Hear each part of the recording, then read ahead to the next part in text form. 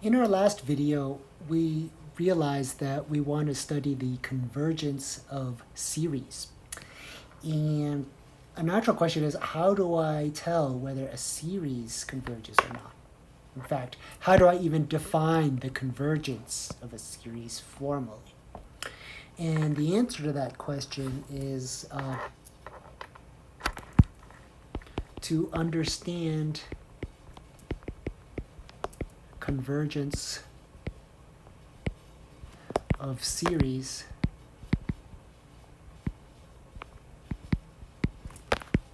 we need to study sequences first. Okay, so a natural question is, what is a sequence? A sequence is an indexed list of numbers. Okay, so what do I mean by indexed? I mean we can enumerate the list. So for example, your sequence could start at 1. We could write A1, comma, A2, comma, A3, comma. It's just a list of numbers.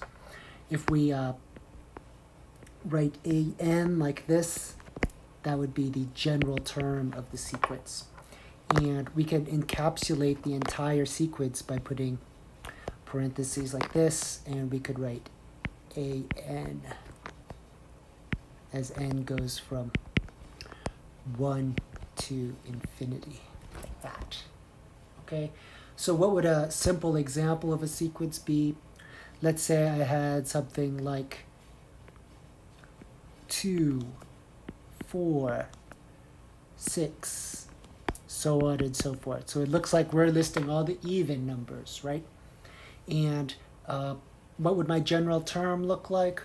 Well, my general term would, in this case, it would be 2n, because when n is equal to 1, 2 times 1 is 2. When n is equal to 2, 2 times 2 is 4. When n is equal to 3, 2 times 3 is 6. When n is equal to n, 2 times n is 2n, like this. So if we want to write it as a in notation like this, we would replace the an with a 2n, and our n would range from 1 to infinity. Okay, so this blue part here is an example. Now we have a couple of classic sequences that I wanted to discuss with you. So example 1 and example 2, these are both very classic sequences. So for this first sequence, the first example, we want to talk about something called the arithmetic sequence. So if I gave you a sequence that looks like this, 3, 5, 7, 9, could you guess what the next term would be? I'm guessing you could probably guess. You'd probably say, oh, that next guy is going to be 11, and then 13, and then 15, and then so on. Okay, so this question asks us to find a formula for the general term. In other words, they want me to write an equal to some expression. And how am I going to find that expression? Well, I'm going to write the first term, which is 3. And I know I want to keep adding 2, right? So I'm going to put plus 2.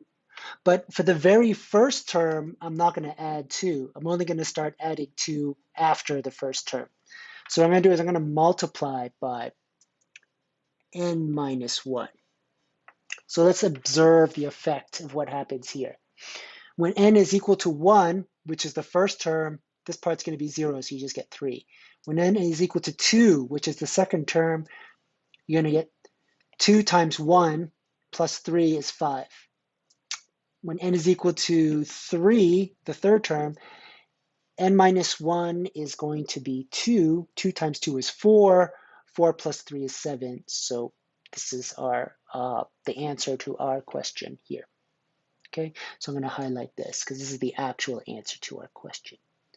So this is an example of something called an arithmetic sequence. So in general, if you have a sequence that looks like this, where the first term is a, and then the second term is a plus d, and then the third term is a plus 2d, and then the fourth term is a plus 3d, and so on and so forth. This first letter a, that's what we call the first term, or initial term. And this number d, that's called the common difference. That's what you add to get the next term in the sequence. And when you have an arithmetic sequence like this, your general term is going to be a plus n minus 1 times d. So that's for a general arithmetic sequence.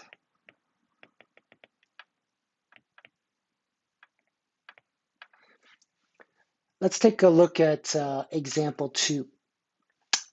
Example 2 involves something called the geometric sequence. So let's see if we can find a formula for the general term of this sequence. So just like our previous sequence, this sequence starts with a 3. But how do I get to the next term? In this case, I'm not adding 2 like I did up above in example 1.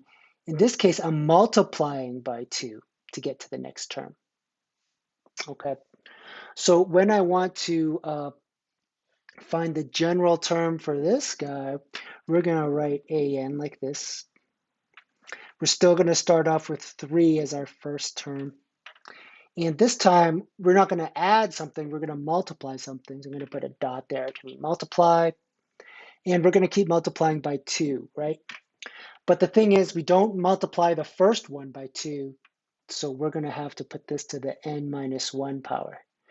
What's going to happen here is that when n is equal to 1, you're going to have 1 minus 1, that's 0 up here. 2 to the 0 is 1, so the very first term is going to be 3. When I plug in an n equal to 2, that's going to be 2 minus 1, which is just 1. 3 times 2 is going to be 6. That's the second term. So instead of adding to each term, like adding the common difference, we're multiplying by a number. And that number is actually going to be called the common ratio. Okay, let's highlight our answer for example 2. And let me generalize this situation. So if we talked about a general geometric sequence, the first term is going to be a, second term is going to be a times r, the third term is going to be a times r squared, the fourth term is going to be a times r cubed, so on. Goes on forever. That first term, maybe this time I'll call it the initial term. It means the same thing as first term. And this r is what we call the common ratio.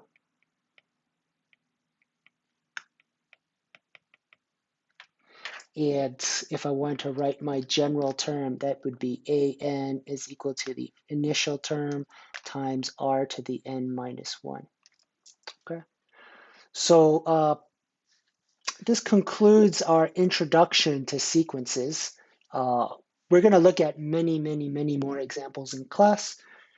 I will catch you all later. Take care.